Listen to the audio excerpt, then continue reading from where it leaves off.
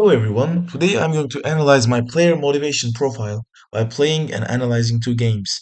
The first game I would like to talk about is Hades. Hades is a roguelike action role-playing game developed by Supergiant Games. Released in 2020, the game is set in the Greek underworld where players control Zagreus, the son of Hades, as he attempts to escape from the realm of the dead. The game features fast-paced combat, a variety of weapons, and a unique narrative structure that unfolds through multiple attempts to escape. As players progress, they encounter various gods and mythical creatures, gaining new abilities and forming alliances. Hades received widespread acclaim for its engaging gameplay, rich storytelling, and stylish art design. Since I have a real high score in action and instruction, I think Hades is a great choice for me to play. It is a combo driven action RPG game, and there is a lot of chaos going on. It offers diverse mechanics and lots of weapons and build choices. You can get extremely strong by farming power-ups, you can make upgrades by using the Mirror of Night, and nevertheless, you can experience how being the son of God of Death immersely because of the mythological factors game includes. I have 91% score on action components and 94% on destruction, so I can say Hades is the perfect game to experience what I like in a game. There are lots of creativity in boss fights and enemy choices, so you can never get bored from fighting them. Our character Zagreus has his interaction with each of the characters, including the bosses, so the narrative structure is also very strong. You can acquire precious nectar from certain places and give it to gods to unlock specialization features. Since I came out as a bounty hunter, it is no surprise that I feel immersive enjoyment while trying to collect these nectars and find the gods to give it to. There are lots of collectibles as well, and wandering through the venues and trying to acquire each one of them was no burden for me. When I first played Hades, I tried to unlock every single weapon first. Trying to get all the different rings and power ups and combining them with the weapons was something I really enjoyed. I played it many times and tried to finish the story, but it is still an ongoing adventure for me. I also scored high on achievement, so these story involved collectibles and progression mechanics were always what I seeked while playing Hades. I actually scored quite low on these social components, and both of the games I'm going to talk about today, being single player games, actually prove this point. In contrary to this, I have a 79% creativity components score, and discovery is 84%. As I try each way to navigate through everywhere in Hades' map, I think my need for discovery is fulfilled. Let's talk about what else Hades has. Dynamic combat system. You can dive into a combat system that is both responsive and strategic. You can experiment with a vast array of powerful weapons, each with its unique playstyle, and engage in intense combo-driven battles against mythical foes. You can experience godly powers. You can call upon the mighty gods of Olympus to bless your every move. Customize your playstyle with divine boons from gods like Zeus, Artemis, Poseidon, Charon, Athena, and adding layers of complexity and excitement to your battles. Hades features a roguelike structure that ensures every escape attempt is unique. With each failure, you gain valuable experience, unlocking new weapons, abilities, and storylines, making every fun feel fresh and exciting. Stunning art and music. Marvel at the gorgeous hand-drawn art style and be swept away by the atmospheric soundtrack. The game's visuals and music create an immersive experience that complements the intense action sequences. Another game I'd like to talk about is Katana Zero. Let me tell you about Katana Zero and my recent gaming experience with it. Katana Zero is like an adrenaline-fueled pixelated masterpiece that ticks all the boxes for action, completion, and discovery, just like I scored high. First off, the action is just off the charts. The combat system is this exhilarating dance of death, and every level feels like choreographing your own samurai move. Slicing through enemies with precision and dodging bullets is like being the ultimate badass ninja. The controls are tight, responsive, and it's the kind of fast paced action that gets your heart pumping. The game has this perfect blend of challenging levels and a narrative that is just twisted enough to keep you hooked. The choices you make actually matter, affecting the storyline and your approach to the game. Plus, the replay value is insane. You'll want to go back, nail that perfect run, and uncover every bit of the story. And discovery, oh, it is a trip.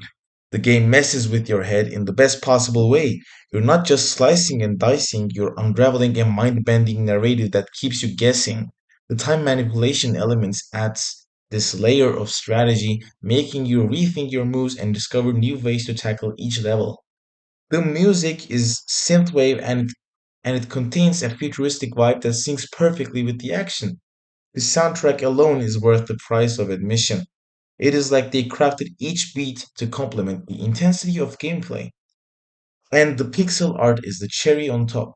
It is this beautiful, gritty aesthetic that captures the essence of the cyberpunk world they have created.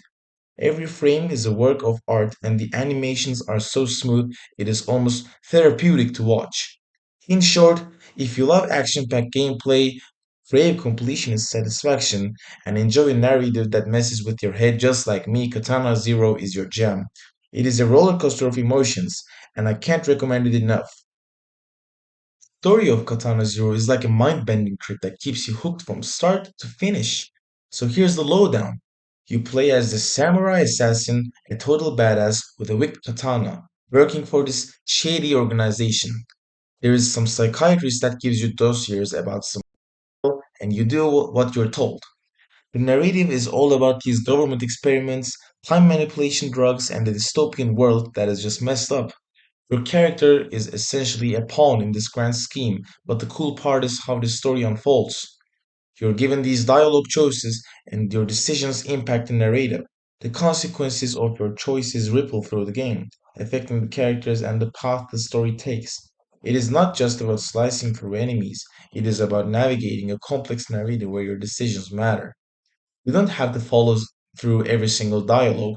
You can cut through your enemies' words just like you cut through their bodies. You can just talk in the middle of what they're saying and you can just interrupt them while they're talking. Sometimes this might make the other characters angry and sometimes it can make the gameplay more immersive. The unpredictability of the game is also one of the reasons why I liked it. You're constantly questioning reality, trying to piece together what is real and what is not. The game plays with your perception, and the narrative twists and turns are just brilliantly executed. You're not just playing through levels, you're uncovering a mystery. The characters are another highlight. There is this emotional depth to them that you don't always find in action games. You start caring about their stories and the interactions, especially with your therapist, at the psychological layer that is both intriguing and unsettling. And let's talk about the ending without giving away any spoilers. It is mind blowing. It is one of those moments where you sit back, jaw dropped, and go, wait, what just happened? It is the kind of conclusion that leaves you with lingering thoughts, making you want to dive back in for a second playthrough to catch all the nuances. And the story of Katana Zero is something pretty much like this. It is a roller coaster of emotions, twists, and turns. It is not just about the action, it is about the narrative experience that keeps you questioning and craving for more. If you're into games that mess with your head and leave a tasting impact, this one's a gem. Let's talk about action and combat mechanics a bit since I scored the highest in action components. The combat mechanics in this game is all about precision, speed, and strategy. You are armed with a razor sharp katana, and the controls are so slick and responsive that every slash and dodge feels like an extension of your own reflex. The enemies are relentless, and you'll need to master the art of parrying, dodging, and striking with surgical precision. Every enemy, every enemy has their own specific features. Some enemies you can't defeat them with single simple playthrough. They have their own tactics and have their tactical maneuvers to dodge. You need to predict their special moves and their special features so you can dodge them and play according to them. What makes it even more exhilarating is the one hit kill system. Both you and your enemies can be taken out with a single well timed strike. It is a high stakes dance where split second decisions matter, and you have to plan your moves with ninja like precision. Time manipulation, so this is where it gets tricky. It gets mind bending where your character can manipulate the time because it has an access to a drug that allows you to manipulate time.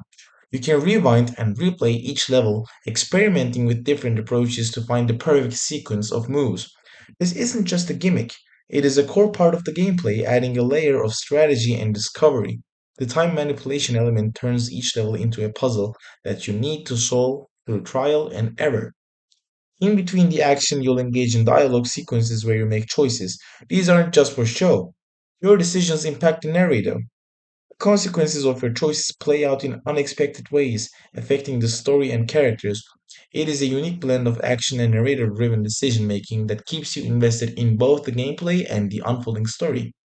Level design is also something meticulously designed, offering a mix of platforming and combat challenges.